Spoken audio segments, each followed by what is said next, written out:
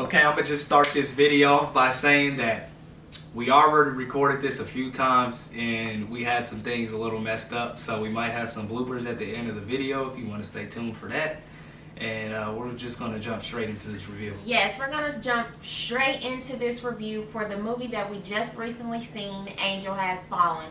Any of you that has followed this 3-part movie know what I'm talking about. Angel Has Fallen is the third movie. The first movie, Olympus Has Fallen. The second movie, London Has Fallen. And now we're here with Angel Has Fallen. This movie is definitely action-packed movie. It's around 2 hours and a minute, so I definitely recommend if you have to use the restroom that you do it before the movie starts. Now I'll let Jordan get started on what happens right when the movie starts.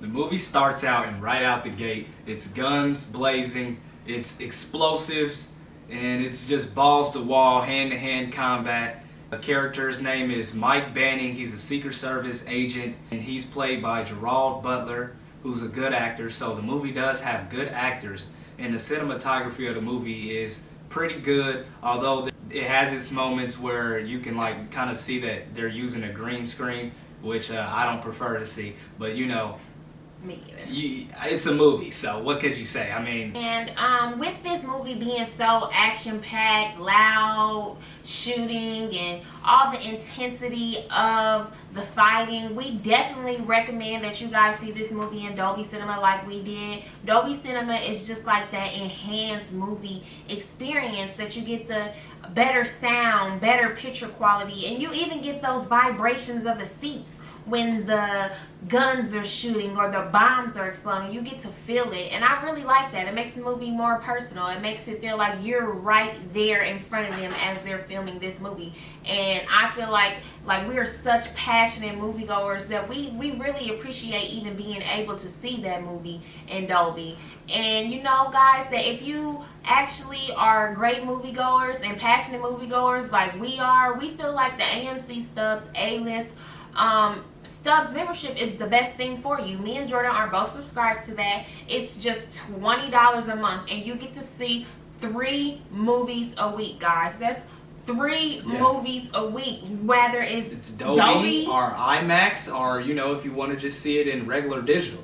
But either way, it's still the same price monthly. And for instance, a Dolby movie by itself or IMAX costs around $18 to $20, which if you bought one movie for just one of the weeks, it pays for itself. So it's a great deal. I feel like if you love seeing movies inside of the movies, you know, I don't think there's any greater really a movie going experience than actually being inside the theater. So if you like seeing movies that way, I would recommend getting that $20 subscription to the AMC A-List Stubs members. Yes, so this movie definitely has some good actors. You know, we got the Gerard Butler, we got Morgan Freeman, and you know, this time we even got Jada Pinkett Smith, and we are so excited that she was able to be a part of the cast list for this movie. You know, she is a wife, she is a mother, and you know, sometimes being a wife and a mother, you don't get to necessarily maybe do all the things for yourself that you wish you could. Me being a wife and a mother, especially at a young age, I totally understand. So I'm just happy that she's still able to, you know, actively pursue her acting career, because she definitely brought good things to this movie, and we really appreciate the fact that she was involved in this movie. Yeah, she was a pretty intense, strong type of woman in this movie. So if you like that about actors, you know, if you're a woman, or if you like women that act and can show and represent that, you know, women are strong and can do some of the same things that men can, then you would probably like what she did for this movie. And another actor is Nick Nolte, and he played Gerard Butler's father, Mike Banning's father in the movie. He played his father, and he was a pretty good addition to the movie. He had some funny moments, because the movie is a lot of action, and it's a thriller. It has some drama in it, but it also has those moments where you feel the emotions of, you know, happiness and sad too. So even sadness. So overall, it connects with you. deeper than most action movies. Yes, that's what I would say. Deeper than most action movies. It definitely appeals to your emotions, like Jordan said, happy, sad, laughter. With this movie being the way that it is, basically it's based off of a huge betrayal. A huge betrayal by Mike Banning's friend. His friend betrayed him and set him up, and it caused a lot of drama, like Jordan said, in the movie, to where, people didn't even trust him to be able to do his job anymore. They didn't believe in him. He was on a nationwide manhunt. And, he has shown, though, that through this movie and his acting, that he was a great fighter. He was a great, survivor. Right. He was a great survivor. He was a great fighter. And on top of that, the movie has great scenery when it comes to like police chases. It has one good moment in it where he's, on the road, and it's just action throughout the whole movie. It does have its moments where it calms down, it cools down a little bit, but it's intensified again soon after. So. Yes. So like sometimes in this movie, guys, it's very graphic. I mean, it's very graphic. I mean, headshots, blowing off limbs, bomb after bomb, bodies dropping, bodies piled up. So I wouldn't recommend that you just take your little one to go see this movie, because it is quite graphic, but it definitely is worth the money to go see. And we do recommend that if you guys go see this movie, that you do go see it in Dolby, because that enhanced movie experience is definitely worth the movie effect. Yeah, I mean, I could imagine watching it at home. My interest might be a little bit different. Just because I seen it in Dolby, it adds this extra piece to the movie that you would miss if you didn't see it in Dolby. I mean, unless you have a serious home theater. Yeah. Because Dolby isn't like 2-to-1 surround sound, 5-to-1, or 7-to-1. It's like 50 speakers in there. Like, it's crazy. So I don't think there's really any home theaters, unless you're like filthy rich, that can match up to that.